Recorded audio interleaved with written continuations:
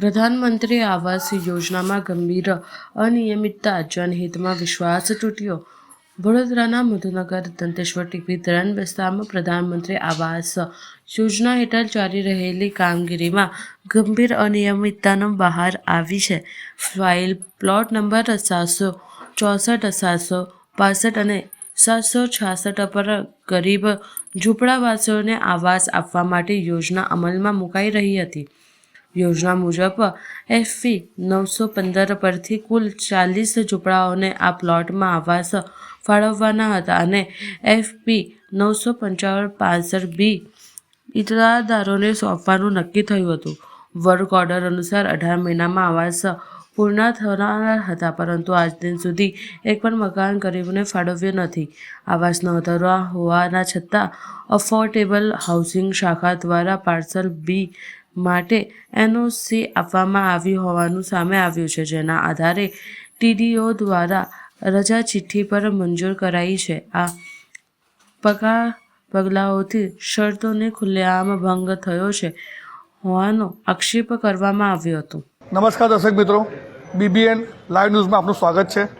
હાલ આપણે આવ્યા છે મ્યુનિસિપલ VMC કમિશનર ઓફિસ, જ્યાં મહેન્દ્રસિંહ બાપુ એક આવેદનપત્ર લઈને આવ્યા છે કે પ્રધાનમંત્રી આવાસ યોજનાના જે પ્લોટ જે ગરીબોને ઝૂંપડા તોડીને જે મંજૂર થયા હતા, પ્લોટ નંબર કંઈક નંબર આવ્યો છે આપણી પાસે 364, 764, 765 અને 766, ઝૂંપડા તોડીને તેમનો ગરીબોને આવાસ તરીકે કાચા મકાનમાંથી પાકા મકાનમાં જેમને મકાન ફાળવણી કરવામાં આવી હતી, પણ ક્યાંક ને ક્યાંક ગરીબો સાથે વિશ્વાસઘાત થયો છે. એ ગરીબોને મકાનની ફાળવણીને લઈને શંકાસ્પદ પ્રશ્નો ઊભા થયા છે. આપણી પાસે હજુ વધુ વિગત છે, આપણે મહેન્દ્રસિંહ બાપુથી વાત કરીશું. જી બાપુ અહીંયા મહેન્દ્રસિંહને આવેદનપત્ર આપવા આવ્યા છે. જી બાપુ, આપ શું કહેશો કે ગરીબોને લઈને, ઝૂંપડાઓને લઈને કંઈક કોઈ જગ્યા પર વિશ્વાસઘાત થયો છે?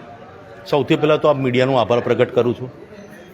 અત્યારે ખૂબ જ દુઃખદ અને પીડાદાયક દિવસ ચાલી રહ્યા છે.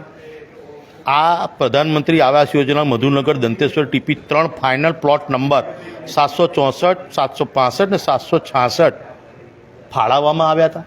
2016-17માં ઝૂંપડા તોડવામાં આવ્યા હતા. 99 ઝૂંપડા તોડવામાં આવ્યા હતા. 99 લોકોને બેઘર કરવામાં આવ્યા હતા. તે સમયે અમારા માનની આદરણીય યશસ્વી વડાપ્રધાનનું સપનું હતું કે ગરીબ ઝૂંપડાવાળાઓ સરકારી મકાનવાળા થાય. જે નિયત, જે હેતુ સાથે 2016-17માં રજા ચિઠ્ઠી આપી દેવામાં આવી, જગ્યા ફાળવી દેવામાં આવી. જગ્યામાં 20% જગ્યામાં કોઈક દબાણ હતું. જે બહાના હેઠળ એ ઇજારદારે એ જગ્યાનું કામ 2023 સુધી ન કર્યું, બહાનું કાઢ્યું અને 2023માં જે તે સમયના ભૂતપૂર્વ મેયર કેયુરભાઈ રોકડિયાએ દબાણ હટાવ્યું. આ એગ્રીમેન્ટની અંદર PPP ધોરણ એગ્રીમેન્ટની અંદર સ્પષ્ટ ઉલ્લેખ કરવામાં આવ્યો છે 18 મહિનામાં ગરીબોને આવાસ આપી દેવા. આજે એ વાતને 8 થી 9 વર્ષ થયા. એ ગરીબોને મકાન તો છોડો, ભાડા પણ આપવામાં ટાઈમ ટુ ટાઈમસર આવતા નથી. એ ગરીબ 99 જણ કોની પાસે જાય? કારણ કે વિરોધ પક્ષ જેવી કોઈ ભૂમિકા નથી. વિરોધ પક્ષને આપણે સંખ્યાબળ આપ્યું નથી. ત્યારે અમારા જેવા સામાજિક કાર્યકરોના ઘરે સવારે આવીને રડે છે, કારણ કે અધિકારી અહીં એક્શન લેવા જાય છે. એમનો કોઈ મા બાપ આખા ગાંધીનગરથી ફોન કરે છે અને અધિકારીઓને કામ કરવા દેતા નથી. સ્વચ્છ અને સ્પષ્ટ શરત ભંગ કર્યો છે. આજે 18 મહિનાના, આજે 8 વર્ષ થયા, ત્યાં જે 10 વર્ષના છોકરા આજે 18 વર્ષના થયા. આજે પણ એ 99 જણ, આજે 99 પરિવારો રોડ પર ઠંડીમાં ટળ વળે છે, વરસાદમાં ટળ વળે છે. હવે જ્યારે મારા મોદીજીની નિયત ગરીબ ઝૂંપડાવાળાઓને મકાન ફાળવવાની હોય, આપત્તિમાં અવસર મારા મોદીજીનો જે સ્લોગન છે એનો આ લોકો દુરુપયોગ કરે છે.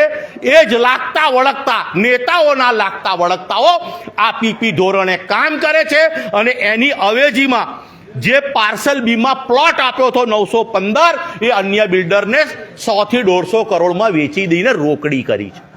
એટલે એમણે વિશ્વાસઘાત કર્યો છે વડોદરાના સેવા સદન સાથે, એમણે વિશ્વાસઘાત કર્યો છે વડોદરાની પ્રજા સાથે, એમણે વિશ્વાસઘાત કર્યો છે મારા મોદીજીની નિયત અને નીતિ સામે. તો આ વિશ્વાસઘાતની ફરિયાદ, છેતરપિંડીની ફરિયાદ કેમ તમે બિલ્ડર પર નથી કરતા? તમે અમારા ટેક્સના પગારના રૂપિયા લો છો, તમે વિજિલન્સ ડિપાર્ટમેન્ટમાં ખારીસિંગ ચણા ખાવ છો, કેમ પ્રજાનું તમે સાંભળતા નથી? ગાંધીનગરના આકાઓને તમને ફોન આવે છે, ચૂપ થઈ જાઓ છો. હવે લાગે છે વડોદરાની જનતા નેપાળવાળી કરશે, કારણ કે અમારા સંસ્કારી જનોના સંસ્કાર, અમે નમ્રતાથી આવેદનપત્ર તારીખ પે તારીખ અમે 4 થી 15 આવેદનપત્ર આપ્યા, પણ એક પણમાં બી વિજિલન્સ તપાસ નથી થઈ. આ લોકોની તમામના શંકા સ્પષ્ટ જણાઈ આવે છે કે આ લોકો શંકાના ઘેરામાં છે. માટે અમે આપ મીડિયાનો આભાર કરવા માંગીએ. બહુ ગણતરીની મીડિયા રહી છે જે આવા ગરીબો માટે લડી રહી છે, એટલે હું આપ મીડિયાનો સદા આભારી રહીશ. વડોદરાના સંસ્કારીજનો, ગરીબો તમારા આભારી રહેશે. જય માતાજી. જેવું કે મોદીજીનું સપનું હતું કે ઝૂંપડાઓ તોડવામાં આવે, દરેક ગરીબ પરિવાર રોડ રસ્તા છોડીને પોતાના ઘરમાં રહે, પાકા મકાનમાં રહે, આવાસ યોજનામાં રહે, પરંતુ આ મોદીજીનું સપનું ખાલી સપનું જ રહેશે. મહેન્દ્રસિંહ બાપુનું કહેવું છે કે કોઈ જગ્યાએ ભ્રષ્ટાચાર ચાલી રહ્યો છે, કોઈ જગ્યાએ ઘૂસણખોરી ચાલી રહી છે, વિજિલન્સ તપાસની માંગ કરી રહ્યા છે.